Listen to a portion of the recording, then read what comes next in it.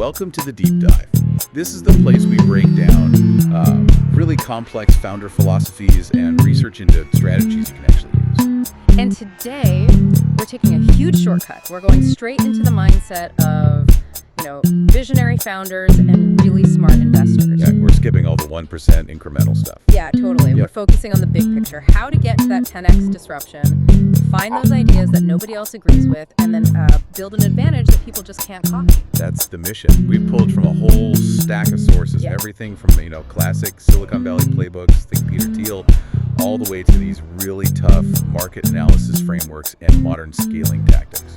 So you're going to walk away from this with a full toolkit for creating real, lasting value. And the theme that really ties all of this together is pretty simple, actually. It's that success comes from deliberate planning. It's not luck. It's about being willing to move past what everyone else is thinking. Okay, so let's unpack that, the core philosophy. Where do these breakthrough ideas even come from? Well, the first thing our sources just throw out the window is this idea of a single aha moment. It's a lightning bolt of inspiration. Exactly. It's a myth. These game-changing concepts, they almost always come from persistence, from this intense personal curiosity, and most importantly, from solving a need the founder has actually felt themselves. So it's not about luck. Not at all. Thiel's model is really aggressive on this. He says success comes from deliberate planning, full stop. You can't think of yourself as like a lottery ticket. Right. You have to bet on what you can actually control. And that means having a real definitive plan for where your company is going. Okay, but that brings up this really interesting point about risk. Because if an idea looks obviously good to everyone right now, the value's already gone. It's competed away instantly. The sources argue that the real opportunities, the real money, is in ideas that look bad to most people. But we're brilliant. That is the definition of being right, but non-consensus. It's probably the most important concept we're going to talk about. Because the crowd just follows the obvious stuff. Yeah, and that leads to tiny margins and just brutal, bloody competition. A truly valuable business is built by doing something different, by creating a whole new market that you can, for a while at least, monopolize. So if you're solving a problem nobody else is even looking at, you get a monopoly by default. For a time, yes, which is why you need a plan. The sources frame this so well. First, a bad plan is better than no plan. Because standing still is death. Exactly. But then the really critical part is, it is better to risk boldness than triviality. And triviality is where 99% of businesses live. Right.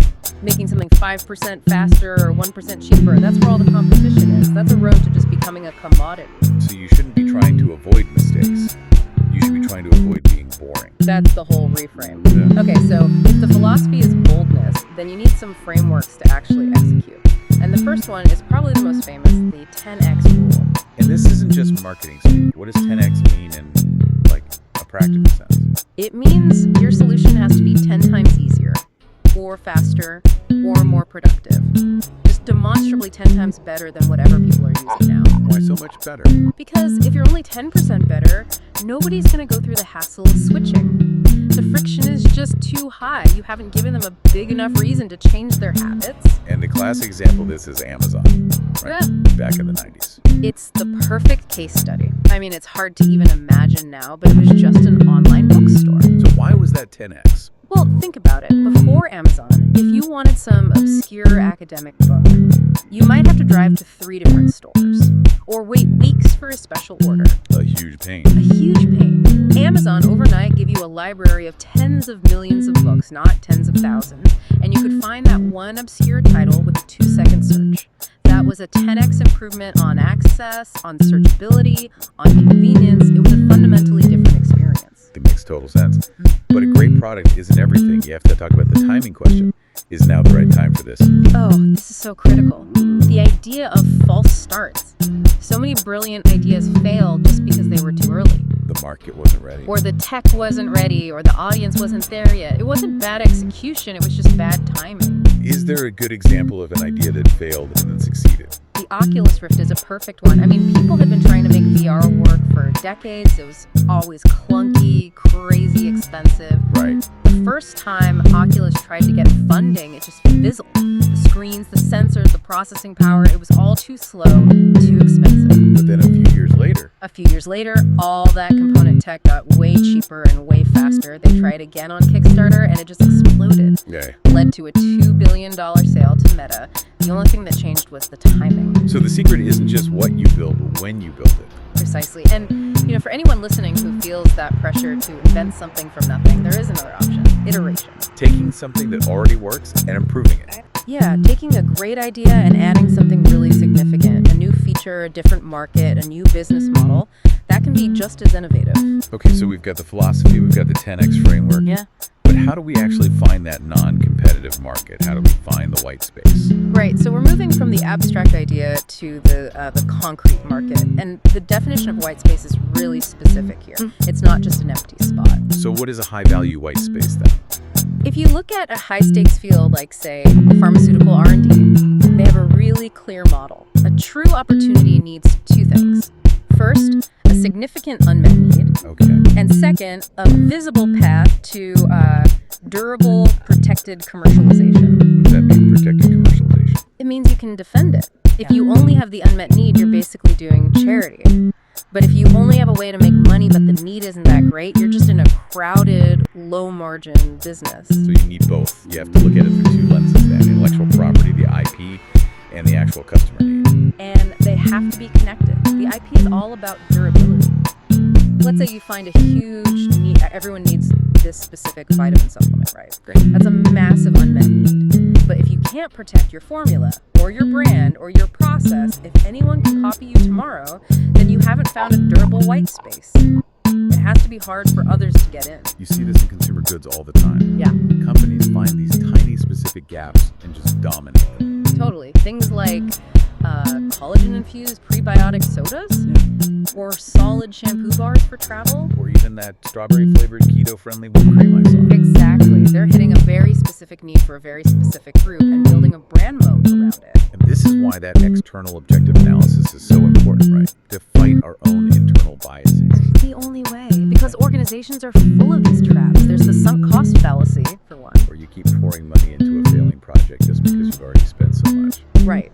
Or there's champion bias, where one influential person inside the company pushes their pet project, even if the data says it's a bad idea. You're just emotionally invested at that point. Precisely. And if you fail because of those internal mistakes, the sources call that a type I error. Good competitive analysis, that truth-seeking culture, helps you avoid those very costly errors.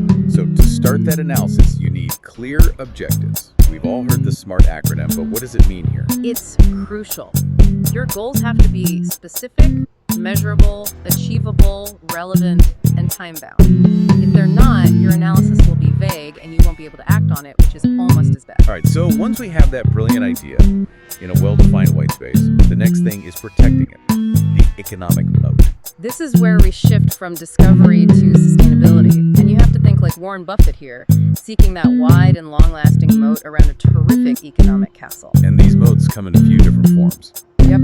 5 main categories. You can be the low-cost producer, you can have a natural franchise, you can have superior service, a powerful brand in the consumer's mind, or a real technological advantage. Wait, go back. What's a natural franchise?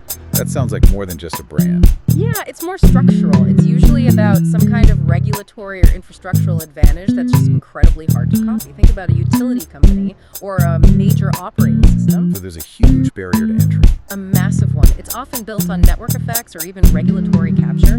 It makes direct competition almost impossible. So building on that idea of durability, Peter Thiel has this concept of the secret question. You have to find a unique truth that everyone else has missed. How do you even start looking for a secret? You start by questioning everything. You look where other people refuse to look. The sources say secrets are usually missed because of, lazy thinking or institutional rules or just confirmation bias. People only look for things that prove what they already believe. A secret is a valuable truth that's just being ignored. Exactly. And there are 2 kinds of secrets to look for. First, there are secrets of nature. These are, undiscovered parts of the physical world, a new scientific principle. Then there are secrets about people. What does that mean? It means things people don't know about themselves, or truths they are actively trying to hide. A great company is often built on one of those secrets. Like the secret that people will happily give away huge amounts of personal data if you give them enough utility in return. But you can't find or build on that secret without the right people. This brings us to the people question. And our sources are so clear on this. Recruiting is a core competency. You never, ever outsource it. It's not just about finding talented people, though. No, it's about finding talented people who are excited to work specifically with you on that specific mission. They have to believe in the secret you found. They're not just there for a paycheck. The PayPal Mafia is the ultimate example of this, right? The team that went on to found SpaceX, Tesla, LinkedIn. And if you look at how that team was structured, there were two key decisions. First, internally, every single person was responsible for one unique thing. No overlap. Which meant no internal competition. It allowed people to build real, functional relationships. And then externally, they acted like a unified tribe, almost like a cult in a way. They were fanatically right about something no one else saw. Okay, let's pivot to execution. Getting to scale. The big question is always about customer lifetime value versus customer acquisition cost. CLV has to be greater than CAC. Always. CLV is how much a customer is worth to you over their whole relationship with you. CAC is what it costs to get them in the door. Right. But today, that whole equation is tied up in what the sources call the attention arms race. An arms race, fueled by pure volume. Everyone is using AI tools, mass clipping, synthetic content, all just to get known. And if you're just sitting there narrowly focused on optimizing a landing page for a tiny audience, you are missing this huge wave of free advertising and discovery that's happening on content platforms. You have to go bigger. I love the realtor example the sources use. A realtor who only focuses on selling to their 12 followers is thinking way too small. Way too small. The advice is to focus on becoming more known across the entire industry, so that when anyone is finally ready to buy a house, you're the first person they think of. You build the brand equity first. And to do that, you need volume. Quantity breeds quality. Seriously, it's often the 50th or 100th or even 200th video that goes viral and puts you on the map. You're training the algorithm and your audience at the same time. And in every single piece of content, the first thing that matters is the hook. It's the only thing that matters at first. That pattern interrupt, that spark of curiosity in the first 3 seconds, that's the whole game. And one last crucial detail on audience.